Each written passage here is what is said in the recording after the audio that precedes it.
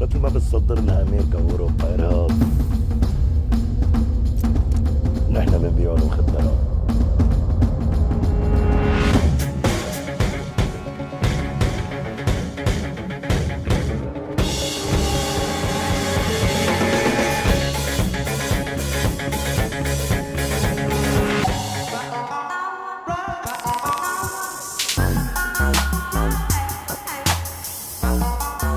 So we're currently doing the BBC pop-up story booth.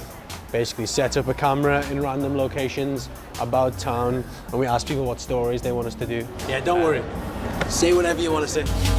So I suggest you guys go to the Bekaa Valley because it's controlled by Shias and a lot of Shia drug lords. I'm nervous. I was told that Lebanon has a lot of hashish. I guess it does. Try to find out where the supply of hash or hashish is coming from. How would it be better if it were legal in this country? Fantastic. Awesome. You guys are awesome. All right, looks like there's only one story we can do then. Hashish. Let's go find Bابloaskábar.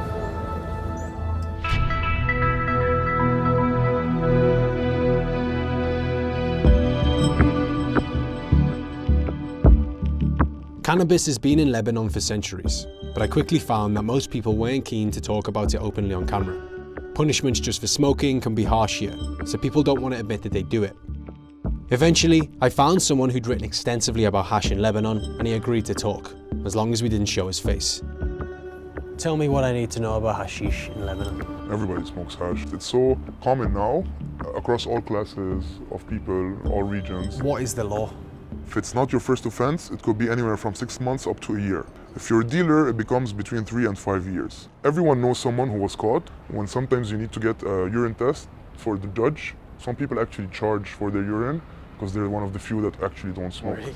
But no one really talks about it much because it's still extremely stigmatized. The person who suffers through that will be ostracized from the rest of his social circles. Who's making money from hash? Everyone is making money from hash, from the growers who need it because nothing else is viable for them to grow, the dealers of course, and sadly the people that are interested in fighting drugs are also making a good chunk out of it. But the only people really paying the price are young people. Where do you find the dealers in the country? The big dealers are usually in the Bekaa.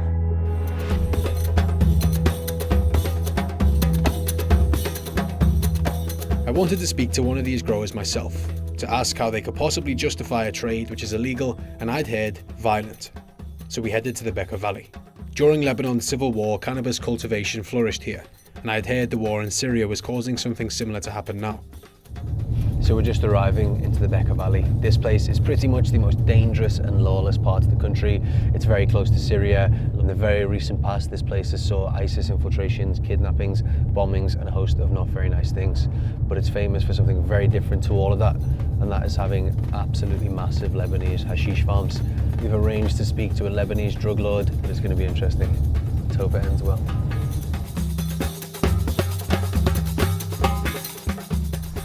Army base. Yeah, army base. Put this Don't- down, don't put this down. put Okay. So we're actually near Syria.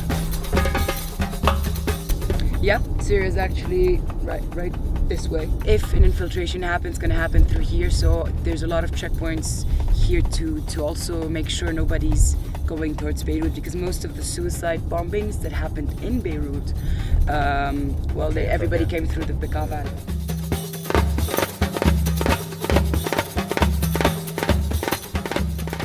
Currently waiting for the hashish farmer. He's asked us to come here because he doesn't want us to turn up to his house yet because he doesn't know who we are. If you look over that mountain there, just behind it is where you'll find ISIS, where you'll find groups like Jabhat al-Nusra. It's pretty dangerous. Okay. Nice to meet you. How you doing? Thank you for having us.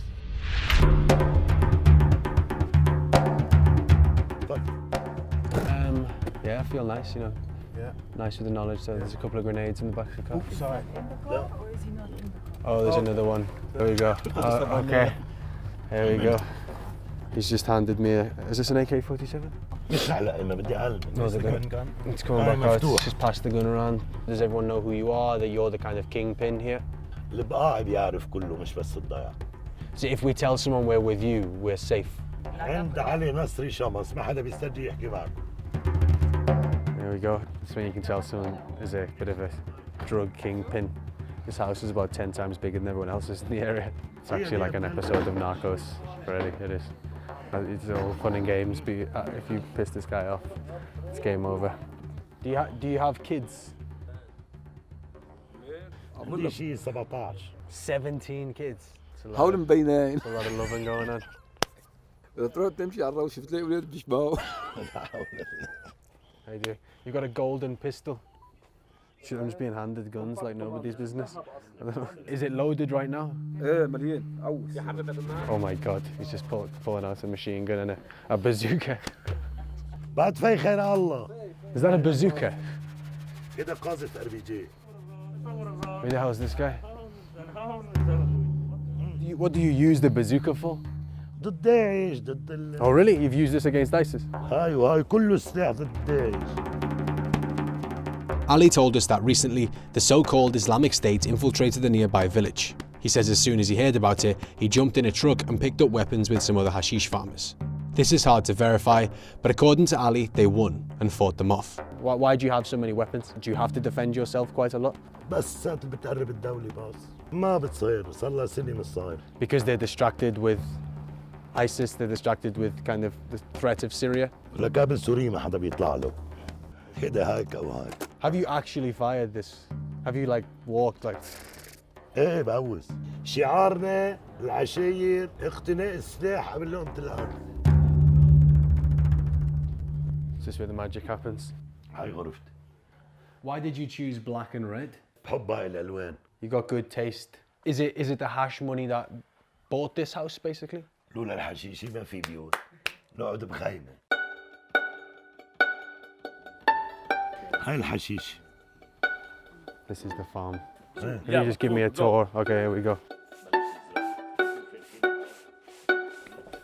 Wow. Mountains of hashish. هذا النفط اللبناني هو أحلى حشيشة بالعالم.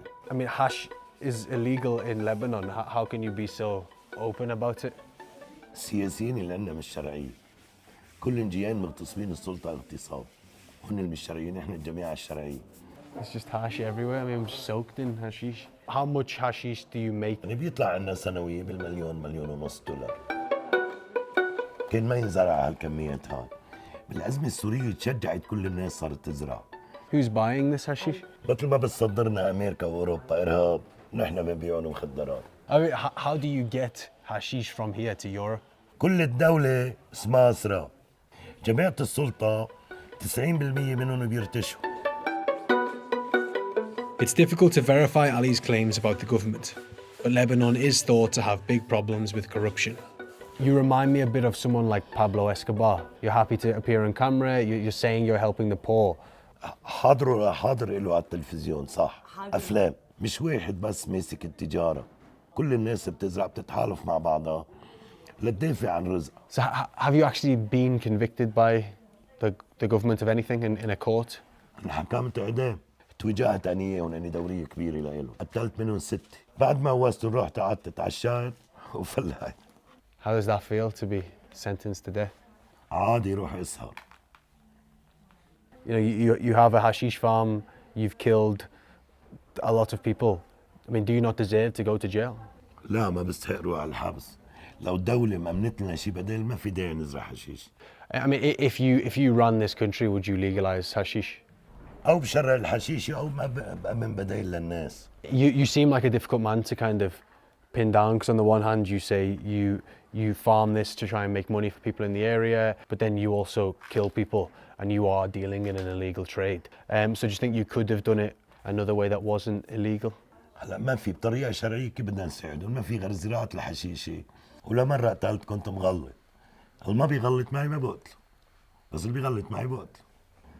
بضل بوجهي لنخلص أنا إياه. Do you think I'll get in trouble with the police when I go back to Beirut because I've got hashish leaves on my shoes and on my clothes? ايه هن بيتعلقوا شي واحد هيك، بس هن بيحملوها بالطونات، بس إذا لقوا واحد على ثيابه غمرة بصيروا بدهم يحاسبوه. Right, that was a weird day. Ali is like a really friendly uncle who also happens to be a killer and a drug dealer, and he was massively open about it. But yeah, back to Beirut now.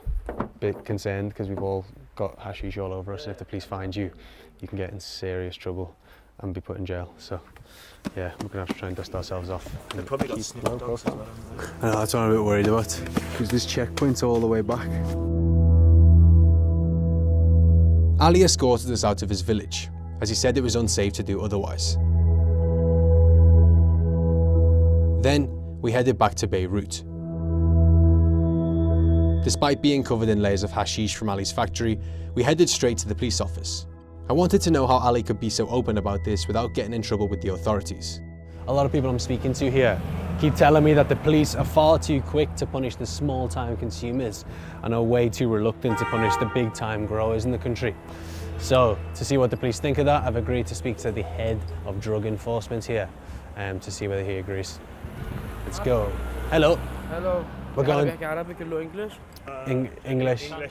Colonel Shamasi? No, General Shamsuddin. BBC. Yeah. Yes. I'm not purposely this close to you, the lift is forcing me. So where are we going now? To the basement.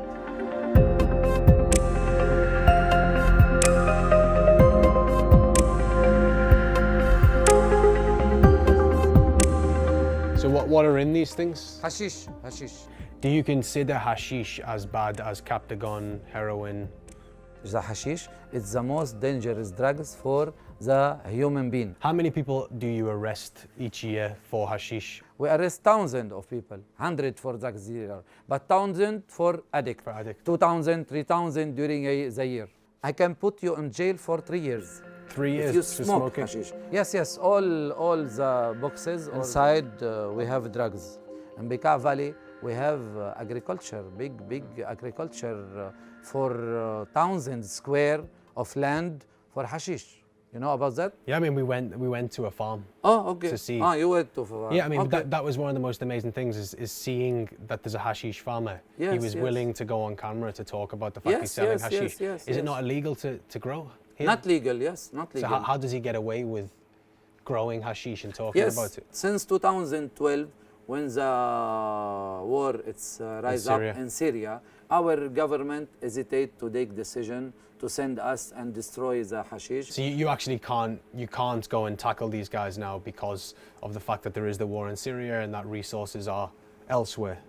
Our ability, it's not enough to make big raid to impact. there, okay? Yeah. Because most of guys there have maybe weapon more than police. When we went to this farm, the guy was kind of, taking out all the weapons that he has. Yes. Boasting that the government can never touch him. Nobody can touch him. If I have 100 soldiers, I can go and put him like a mouse, okay? On the one hand, you have these drug kind of dealers and hashish farmers in the Bekaa who can get away with it and talk openly on TV about growing hashish. But then you have people who are small-time consumers who are scared to even talk about smoking it. How has it got to this point? It's a good question. It's really something make ourselves very upset, okay?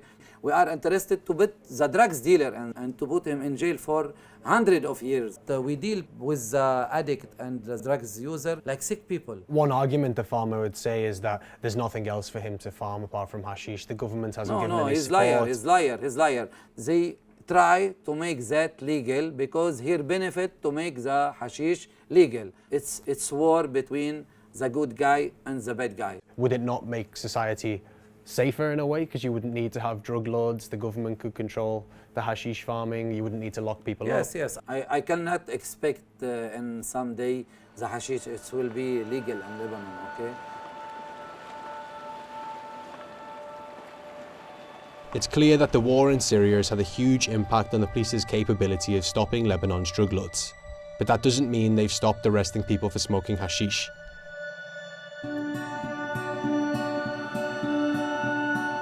Sadiq was sent to jail a few years ago over a hashish conviction. It was eventually overturned, but it changed his life for good. I was an AB student, straight A, and my life got to a halt because I was sent to Rumi prison for just smoking in jail. So what actually happened? Like, they got me, I went to the station, they put me on a torture device. It's called the Farouj. where they handcuff you, pass a stick here, and you're upside down. I was 19 at the time. How long were you in prison for? I was in prison for 1 year and 3 months. Did they find hashish on you when you were arrested? There was no evidence. I mean, did they arrest you because they said you were a drug dealer, basically? Yeah. Did you deal drugs? Not at all. Never. Like, I don't need to. What was the worst thing that happened to you in prison? I got knifed. It's a horrible place. You find killers, you find Daesh. Block B was like controlled by ISIS. Like the social destruction of it was the hardest part about the whole experience. No, this guy has been to prison, Rumi prison. I mean, some people would say you are doing something illegal. So do you not deserve to go to prison? To me, it's not illegal. What am I doing? I'm smoking and I'm staying at home, but I'm never gonna stop smoking in Lebanon. It is crazy though, it's almost ruined your life. Got you kicked out of university, you got stabbed as a consequence, and you're still smoking hashish. It was the government. I don't blame hashish, I blame my government. Are you a criminal? Do you see yourself as a criminal? To the government, they made me a criminal. I'm not, for sure. I'm a nice guy. I just smoke. Sadiq's story shows just how serious the consequences can be for messing around with hash here. And despite calls from some politicians in the country to legalise it, it doesn't look like much is going to change anytime soon. What does seem possible is a situation where growing it and even exporting it illegal, but just smoking it can get you in big trouble. Some would say that's even happening already.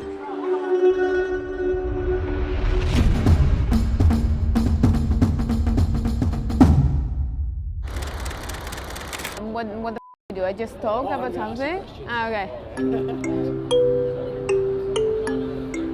Is he a Pablo-Escobar who is like after season 2? Or is he a Pablo-Escobar in like episode 1 or 2 still running for president? You know, no one knows anything about him yet. What do you know about hashish? I don't know anything. I'm innocent. Hashish, obviously I don't know that much about hashish. What do you know about hashish? Not that I tried, no. I know nothing.